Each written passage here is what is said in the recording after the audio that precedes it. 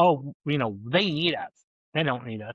And They that's the don't. truth. And that's the a truth bomb that's a little hard to hear, but it's the truth. They don't need us. Right. They you don't. know, because we can't fix another person. There's no way that we can change free will of somebody else. Right. No matter what we try, no matter what compliance technique, and we may be able to do it temporarily, but that's going to cause even another one. Right. That But I mean, there's so many truths you have to come to on your own that nobody else can even lead you there, honestly. I mean, how many times have we offered beautiful information to somebody that they were like, I don't get it. Yeah, I don't think you know what you're talking Yeah, about. of course. Or you're out of touch, or that Mm-hmm. stop judging me, and Oh, I or love how that many times one. have we given such brilliant advice to someone else that we're not taking ourselves? Do you ever feel like no matter what you do, it's not good enough? Like perfect is the only standard, but you're still left feeling behind? Perfectionism keeps us stuck. It robs us of peace, of our joy, and the freedom to just be. That's why I created Beauty of Imperfection, Good is Enough, a guided workbook to help you let go of the pressure, quiet your inner critic, and start celebrating progress over perfection. Inside, you'll find tools that remind you your worth has never depended on being perfect. It's time to embrace the beauty of imperfection because good really is enough. Let me remind you, you are always worthy. You already are. Get your copy of my workbook today. Emotionally unavailable. Well, welcome. I'm so happy to meet you. Thank you for your patience with the tech issues. It's literally always something around here. Sure. Um, you So didn't even thank you know for you were going having to me meet on the here. tech genius today, did you? Not at all. Learning you every day. Audience, Yeah. I was really excited because I could not hear him and I did all the things I knew to do, but then I tried one last thing and it worked. So I'm feeling pretty on top of the world right now. Okay, so you okay, first of all, why do I feel like it's so cool that you're a talent agent? Like, I just think that's the coolest thing. I think you may be the first one I've had on this show. But for today's conversation, you have a lot of skills with people in general, and that's who my audience is. So we were gonna just visit about these amazing things that you are helping your clients with. Um, I Sure. kind of wanted to start with you, like, because I don't even know where to start because the question I want to ask actually is, are you spiritual? Because I feel like a lot of the things that you're teaching have a spiritual component, even if you're not like as woo woo as I am. You know what I mean? Yeah, I mean, I guess you could say the best of both worlds, and depending on who you ask, it's like where I'll play. I can get, in that woo-woo space, or sometimes I'm just woo, where it's just okay, a little bit of spirituality and science. So it really depends on the context. So one thing I've always been, when it comes to my beliefs, I'm not one to force anybody into or pressure and believing a certain way. I'm Right. allergic to that. I sometimes I've been around communities where people who were, you know, heavily religious, which is great. I appreciate that, and I appreciate the religion, and I honor that. But I'm not a fan of when you try to when people are judgmental because they may not follow a certain spiritual path that they're following. Right. Right. Well, and so then it sounds like you're really good at meeting people where they are and kind of saying, okay, this is what I'm Yes. seeing, and here's how we could shift our perspective just a little bit. Hmm. Absolutely. And, Yeah. and that's the key thing, is meeting people where they're at. I agree. But see, I feel like I learned that as a tenet of social work. So how did you come to that place? Because even just your energy is just very kind and uplifting. So I just wonder how you got to that place where you could be non-judgmental and meet people where they are.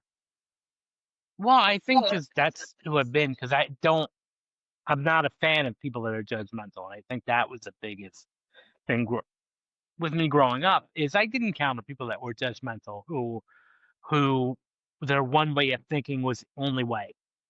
You know, whether that be religion, politics, or anything, was just my way is the right way. Was their Mhm. mentality? It was like very egocentric approach. So for me, I think that was the biggest thing of just me personally being not a fan of that. Yeah. Secondly, with my background in psychology, I think what led me to really thrive in that area is the ability to have a tolerance for different viewpoints and different perspectives, and that's important too. Is Mhm. tolerance is a big factor, and so that was really really important to me is tolerance Yeah, but you know what I when have it comes to that. found in terms of tolerance is our tolerance level directly equates to our level of fear and shame and how well we control those things. So most people will be very triggered just by another viewpoint because of their own fears specifically and Hmm. shame oftentimes, but specifically fears. How did you get to a place where you were able to like be that container of safety within yourself to where other people's viewpoints didn't trigger you? Well, I think the first is understanding how the viewpoints came to place because everybody has their own life experiences what impacts their viewpoint, myself included. So I think that's the first thing is just really coming to a deep understanding of how people develop that viewpoint, first of all. And yeah, and if it works for them, I think that's great. You know, and I think through my training and my experiences, I usually frame things even when I'm working with somebody. So this is what works for me because it's Yeah. only my perspective. And that's all Mhm. it is. And so I don't tell people what they should do. I suggest. And I think that's the thing about with coaching and guidance. Like you can suggest things, but it's really ultimately a person's free will to do what they wish with that. Yeah. Because I've always been the type of person where I'm very I will say this to my own home, very laid back and very kind, but I don't take well to when people are imposing things onto me. Like, Yeah. Me and that's neither. why I think that's part of the reason why I'm a business owner because I like to do things my Mhm. own way. Yeah, I like to kind of be on my own terms rather than being, told what to do. Now, there are Yeah. times I definitely consider myself a team player, and I will go along and and contribute it and consider other people's viewpoints. But I'm the type of person that ever since growing up, I don't like being told what to do. Right, you really appreciate your autonomy, but it sounds to me like that may have been a theme in childhood is that you didn't feel autonomous. Like you had somebody, maybe your parents were like the Of rest of your course, parents who were pretty controlling. yeah, and that was definitely true. I mean, and growing up, I grew up with a lot of struggles. Not necessarily, I had a loving family, but I grew up with a lot of health problems and physical limitations. So for me, growing up in that household was was overprotective. Plus, I was a baby to the family, so Oh yeah. that added an extra layer. So I think that heavily influenced was the overprotectiveness of things. Growing up in a very overprotective household. Yes, yeah. I could definitely see how that would guide you to want to break free after a certain point. I didn't really, I mean, I was like the golden child in my family, so I had this weird little paradigm where it was like be perfect, but also try to be independent. And as soon as I could be independent, I did, and I was very willing to make any choice at any cost if it meant making it of my own free will. And then now in my 40s, like, the times when I'm doubting this little entrepreneurial journey I'm on, I'm like, "Well, but baby, you know you can't go work for someone else." So, like, we're done with that time of Well, our life. I can't have a boss. I just yeah, can't. yeah, and yeah, there are obviously there are definitely advantage and disadvantage of each in general. Uh, being a business owner does come with more responsibility. It does come with a little bit of uncertainty. Mhm. Whereas, okay, if I'm working for somebody else, I do have the comfort of having a routine laid out and not having to take 100% accountability in that business. But there's that cost of I have to answer to somebody, and I have to be constructed in a certain way. Now, I still, I'm a college professor as well, so yes, I do work Sure. for another college. So, but what I like about at least with higher ed teaching versus secondary school is there's a high degree of freedom Mhm. where I can do pretty much what I want as long as I'm in the parameters of the job and that I'm teaching and that I'm showing up Yeah. consistently and doing that. There's very little constraints, which I like about that. I can choose the textbook I want. I can choose the topics I want within the course parameters. There's a lot of stuff I can do on my own. So technically, Yeah. in a sense, I'm not Well, and it in almost an feels environment where I'm like being controlled. contract work. You know what I mean? Like, cause I do some contract work, but I'm still in charge. Like, that's the way I Yeah. view it. Like, I'm in charge of Well, how yeah. I live that life, and 'cause I can't go into a place 8 to 5 every single day and be talked to about, like, tank tops. Like, that was the thing about my last job was working in a school. I was just so tired of the mundane, like, "Oh my god, you can't wear that to school." And it was like, "Oh my god, it's not even that serious." Or Right. dresses Yeah. that like, I'm not wearing a dress that's too short. It's never been my style to do that, and I have shorts on underneath. Grow up. Like, it just gets to a place where I was like, I find myself doing really petty things to try to get in trouble now. So, like, we're done, we're done. Hmm. But I think it just calls Yeah. to desire for freedom and autonomy. I mean, like, we could complain about jobs all day, but I think that well, I wanna ask this before I forget. How Mhm. like, you must know yourself very well if you're so able to understand why people do the things they do.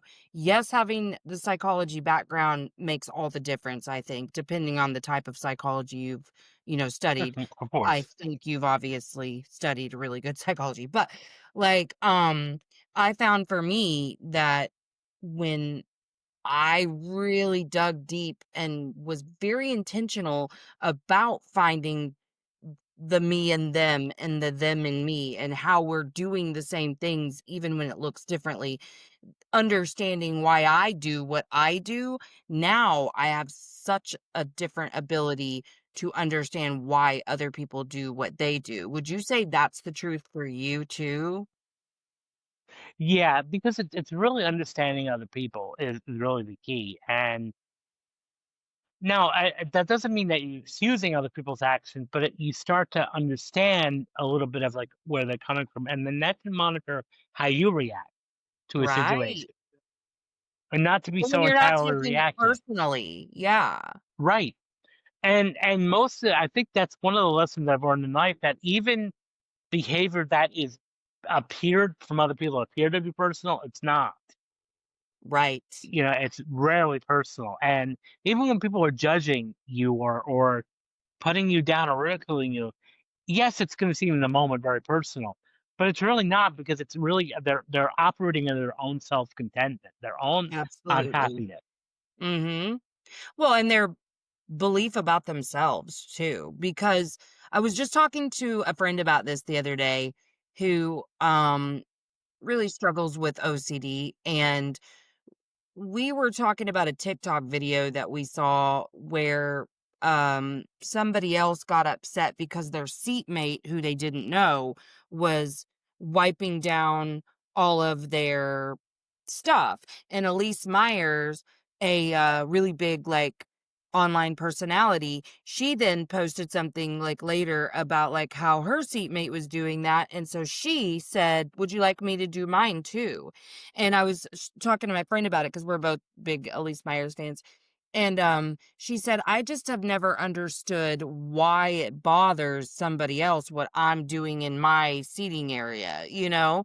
And I said, I think about Yeah. these things a lot, and I think it's because whatever the act that you are in right there, whether it's cleaning, getting comfortable, maybe taking your snacks out, putting them in the whatever it is, you're taking up space, and I think that is it triggers them because somewhere they've really tried to keep themselves small to accommodate the rest of the world. And so when you Yeah. freely take up space, they don't know what to do with that. And then that poses a judgment because it's directly reflected back at their own judgment of self for W- for making themselves One, small. yeah, and then you have to sit there and reflect. Why is somebody getting triggered by someone wiping down their own seat, their own area? Because again, you don't know if that person is immunocompromised Right. and it may have been sick before, or maybe she's wiping down it for other people. Other people's respect for other people. You don't know that, and I like the idea of asking. Do you want me to do that too? Because then showing respect for her Right. in a sense. I'm not saying you have to do that, but Right, I I mean, think just don't move, understanding but you it's don't need to, like, be rude to someone about what they're doing in their seating area, but, I found where I think the reason I came to that conclusion is this is the stupidest example that I could give you, but do you know what I used to get very, very, very, very angry about? We live in an area that is just growing rapidly, and so the streets just aren't wide enough and the stoplights take forever and whatever, right? If you turn left to go into, like, a business, you are gonna cause hell behind you. I used to get livid at the people who were willing to do that to me and everyone else behind us to turn left. And I was like, "Melissa, why are you so upset? They're perfectly within their legal right to turn left. So what is it that you're upset about?"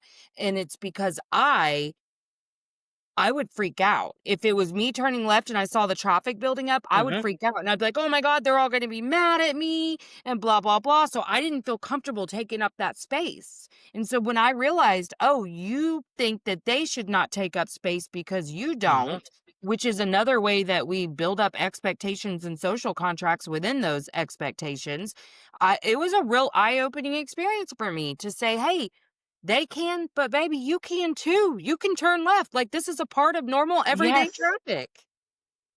yeah. I mean, if there's no rules in the road to telling you that you can't turn left, then that's right. But most of the time, and this is where even basic psychology comes in. Very rarely do other people triggers. It's what reminds us of ourselves that we're seeing in them. So one of the exercises I do with my students, usually in the beginning of the semester, is I have them think of people that really make them livid or like that, get under their skin. And I make them list the qualities. What makes you really hate, quote unquote, hate this person or be triggered by this person. And then I'm like, so now look at those qualities within yourself. Mhm. And a lot of students are very shocked to find that it's not the other person, it's you that's Yeah. getting triggered. Yeah, and And it's about you because you don't Mhm. like that thing about yourself, and you can easily see it in somebody else. right. And so that's where I'm like, it. One of the things I guess when I came well into my 40s is I stopped caring what other people thought of me. Yeah, that's the And beauty there's a popular of 40s. saying which I think is very very true. It's none of your business what people think of you, Mhm. and it's not because again, it's like one of my comebacks. I always tell people if somebody says, "I don't like what you're doing. I don't like you." I'm sorry that you feel that for you. But I'm not going to change. I'm doing me because again, it's not my job to change or mold for somebody else. Right. Right. Well, and I think, when it comes down to I think we're really failing ourselves within our interpersonal relationships and not just the intimate ones when we feel like our needs are reality. And I think, yes, there are some real fundamental needs that we as humans have, but it's the expectations that we put around those needs. And we really set ourselves up for lose-lose situations by having all of those expectations, I believe. Yeah, and especially if we can't fulfill it ourselves. I mean, and one of the things that I had to, I guess, the real lesson that I had to learn was the to stop doing was the people pleasing, which the people pleasing trap is what a lot of us fall into Mhm. because we want other people to like us. We want other people to accept us. We want other people to validate us. And that'll never happen, until we can please ourselves and validate ourselves and be truly happy with ourselves. Mhm. We're not going to find that in other people. Well, And because you don't believe it anyway. You can't receive it. Even if they're trying their hardest to give it to you, everything you're asking for, it's never enough because you have something right. inside of you that says you're not enough. I had to figure Yeah. that And one we out don't, myself, and it was pretty life altering. yeah, I did too. Because even in my dating life, even like I found people initially in the beginning were boring. The people that were actually probably the best for me. Yeah. Consciously, I found boring. And I look back, I'm like, this probably person would have been really great if I gave them a chance.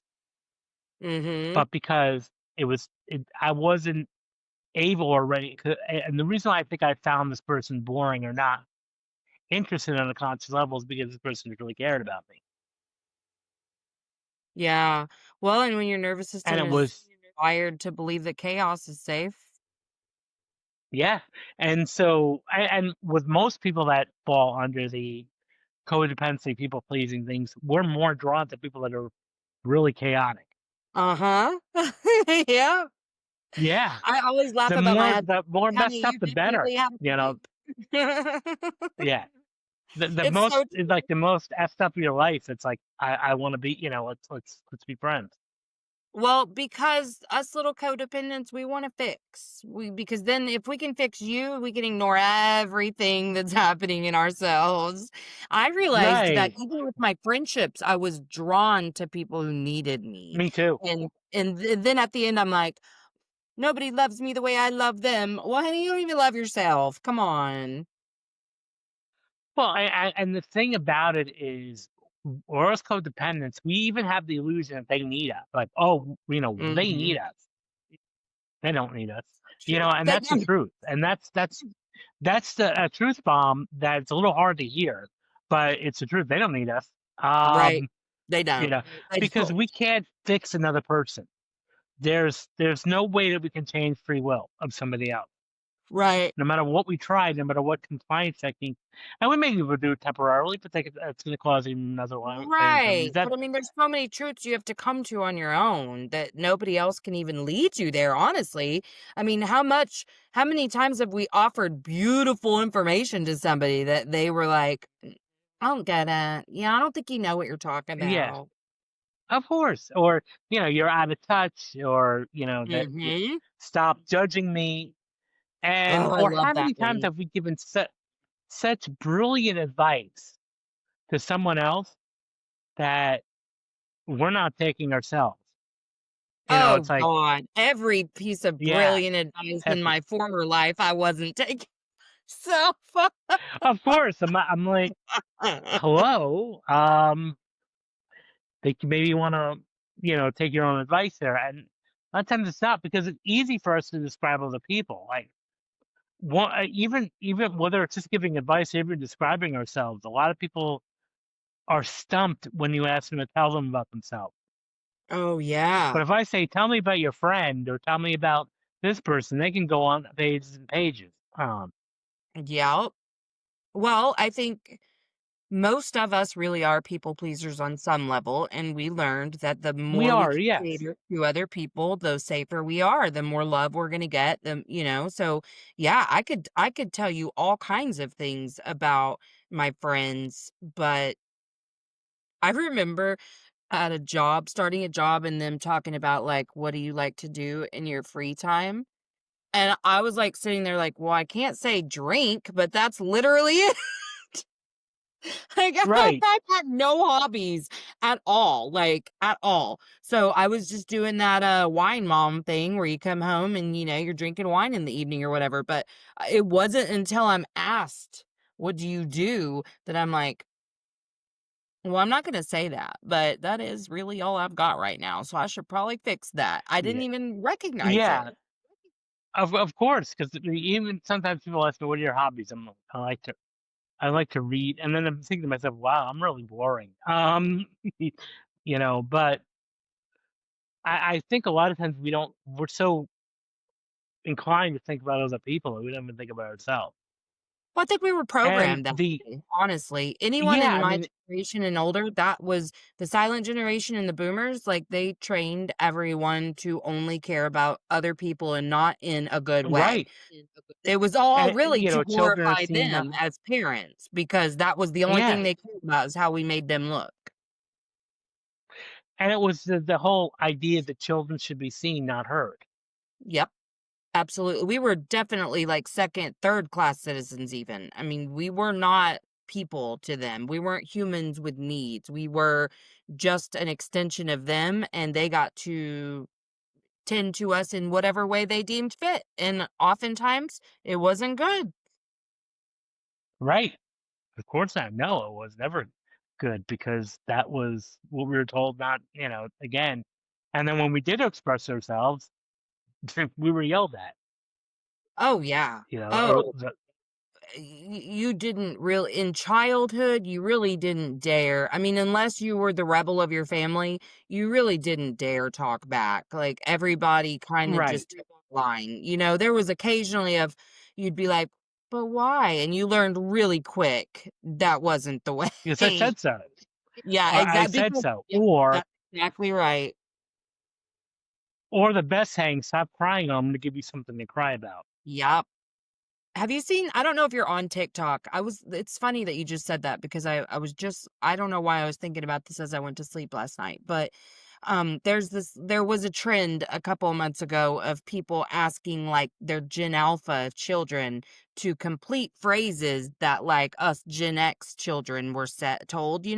So like they'd say, "Okay, so children are," and we know immediately to be seen and not heard. But the Gen Alphas would be like, really beautiful. Like they were giving the best answers. It was so healing to watch, honestly, because they had no idea what any of, and so whenever Right. they would say when I say jump, they couldn't answer that. Like they're all of the phrases that we grew up hearing, they didn't know a single one. And I was like, we're okay. We're doing better than I thought. We're doing better than I thought. Yeah, Because yeah, there's that a may lot of not be those a bad thing. don't do that. That they don't know that. Oh, no, and At that was the least we whole can spare point them was that. just to say, like, "Look, guys, we're doing alright. If our kids don't even know these phrases, give yourself some credit." And it made me so happy because, I mean, yes, Gen X makes so many jokes about the fact that we were literally made to stay outside all day, but we're Mhm. laughing through our pain because sure, we can look back and we did have a lot of fun outside, but we were also, A, in a lot of dangerous situations, and We B, don't even know. neglected. Exactly. We look back now and we can see what the danger was, but like nobody knew, nobody cared as long as you weren't infringing upon their life. Right, and you went outside, you didn't stayed out until the street light came on, that's when you knew to go inside and get dinner Mhm. and have dinner. And you didn't even question it. It was just like, okay, it's sunshine, I'm going outside. And nowadays it's dangerous to be go outside in certain Well, and areas, certain cities and all that. even when you do, like, I've been trying to ride bikes with my daughter. People hate kids still. Like you're out on the road and we're in our neighborhood. I'm not on a main road. We're in our neighborhood and people are driving like idiots. And it's like, well, can we have a little fun in our neighborhood, please? I mean, the world's not Yeah, set up for kids still. When I go to like functions where there's kids and there's people there who don't have kids, the way that they feel like these kids shouldn't have the same rights in this environment as an adult, it's upsetting still. I mean, I don't think that it really is. Yeah. the older generation Like, Gen X's and up still view children like that in a lot of times. Yeah, 100%, and it's, um, I think they forget that they were children at one point, so it's like, Right. Yeah, but it's that was they're you so 30, stuck 40 on years the ago. they're so stuck on well, that's what I got and that's what you're gonna get. Like anytime they see Mhm, children being treated better than they were, they can't handle it. I saw that working in right, schools. I was mhm. like, boy, you can tell you have not healed because I even gave an in service one time and I was like, okay, I'm about to trigger all of you. Is it possible that you don't like some of the trauma-informed practices that we're trying to implement because it's like the older sibling thing? Like, well, if I had done that, I'd have gotten my ass beat. And yet you're gonna let them get away with it. Like, is that what's coming up? And I got a lot of resistance, but to not, like, super rude, thankfully, because I'd lovingly prepared them for the fact that, like, you're not gonna like Yeah, what I'm about to say.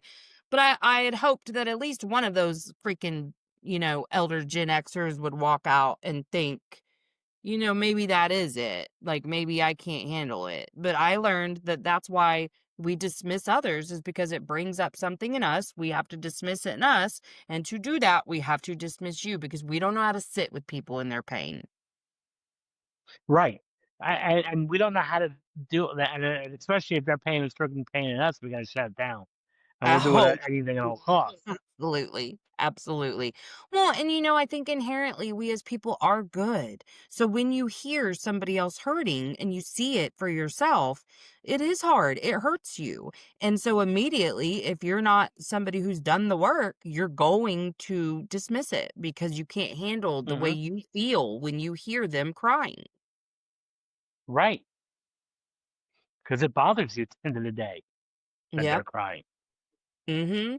Now, I will say crying, like, the actual act of crying when it's children, the noises, I kinda, like, borderline misophonia for certain noises. It is very, like, overwhelming and overstimulating for me, but I'm so much better. That was a struggle that I had with my very emotional daughter, is sitting with her about her big feelings. I was so dismissive to her for so long because I didn't like the way I felt. Like, because it triggered Mhm, that thing. It's like, "Oh, I can't fix it, so yeah, there's something wrong with me as a mother, so then, you know what? Let's just go away." And so, that's yeah. something I really had to work on with her is just to be there, understand that there's times that she's gonna be disappointed no matter what, and I just have to sit with it, and Yeah, you I have don't to have. be okay with that, and that's where I think a lot of the newer, the younger parents, are somehow doing mistakenly thinking that they need to be their child's friend or that their child's always has to be happy, Mhm. um, and that I think is misinformed and it'll backfire because there are times where we have to be validate well, and even being an emotionally coaching parent with me. Okay, there's gonna be situations where you're not gonna be happy with other people. There's gonna be situations you're not gonna always get what you want in life, and you have to be okay with that. Sometimes you just gotta get that ice cream out and be like, do we need to sit together for a little while, watch our favorite movie, veg out? What are we doing? What are we doing?" There's Yeah. just things that you can't fix. There's a lot of things, and I know that's been my big struggle. Not being able to fix disappointment with my children is very hard for me. Like, I'm It like, it it "What it do you is, yeah. mean?" And part of that is, well, even I think just having that open, transparent communication is, "Look, I'm not gonna be able to fix everything for you. This is a Yeah. part of life." What I can do, I think, as a parent, is help you manage those disappointments and Mhm. work through them, Right. but Understanding they're not about you. Like, again, their shit's about them, your shit's about you. People do things from their own place of fear, pain, shame. It's not about you, even though it feels like it was about you because they did it to you. Nothing that anybody else does changes your worth or value. right. And it doesn't change your words of value. Absolutely. Yeah. So, what, what is like the number one thing that's probably a loaded question and maybe hard to answer, but what do you feel like most average people are struggling with in terms of like a barrier to success? A lot of it is self-imposed limitation. It's really you're in their own way. They analyzing too much. They're guessing too much. And a big thing is fear. Fear will hold you back tremendously. And a lot of times we don't even realize it's fear. So we'll come up with justifications to ourselves consciously. This is not worth my time, or this is a waste of time. And Mhm. rather, what's really happening is fear. And so our conscious minds can come up with logical reasons why we shouldn't do X, Y, or Z, or why we Absolutely. shouldn't pursue this or pursue that. Because again, it's fear. So we're coming up with conscious reasons why we shouldn't go to this event or why we shouldn't, do this task. And a lot of times that's out of fear, and it's out of be safety, the need for safety, and that they can really hold us back. Absolutely. Well, because 'Cause, people think that fear looks like I'm afraid to like fail, but like I'm afraid to get it wrong. But what so much fear that's holding us back is what if I do it all right and I get my hopes up and it doesn't work out the way I want it to? Like, how can I handle that level of disappointment? And I think that's a really um, subconscious thought, but I feel like it really is one that we struggle with. absolutely, it's a major struggle because it's that. Am I doing the right thing? Am I going to reach the right goal? Am I, what's it's getting the ability to step outside your comfort zone, because that's the biggest thing is, well, why we're so addicted to comfort, and we're so Yes. addicted to playing it safe.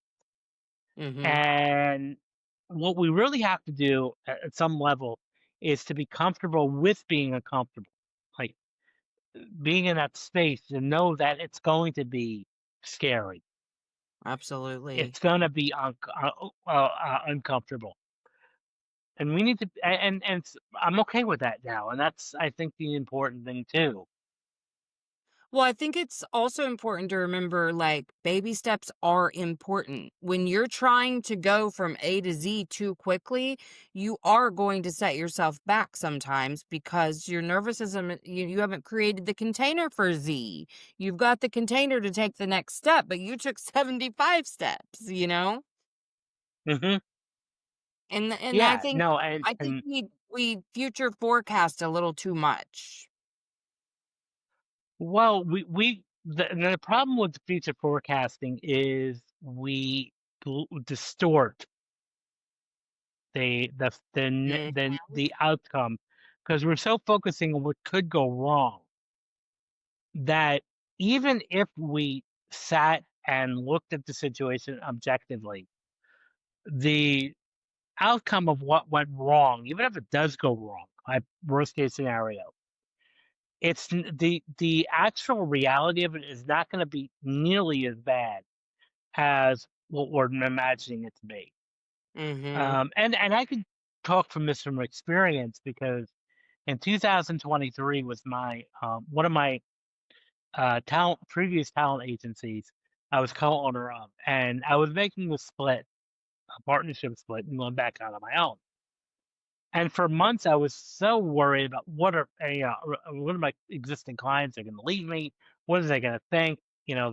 That I'm leaving this, and I just kept playing the scenario over and over again in my head that this is going to go Yes. horribly wrong, and I'm going to have everybody's going to leave me.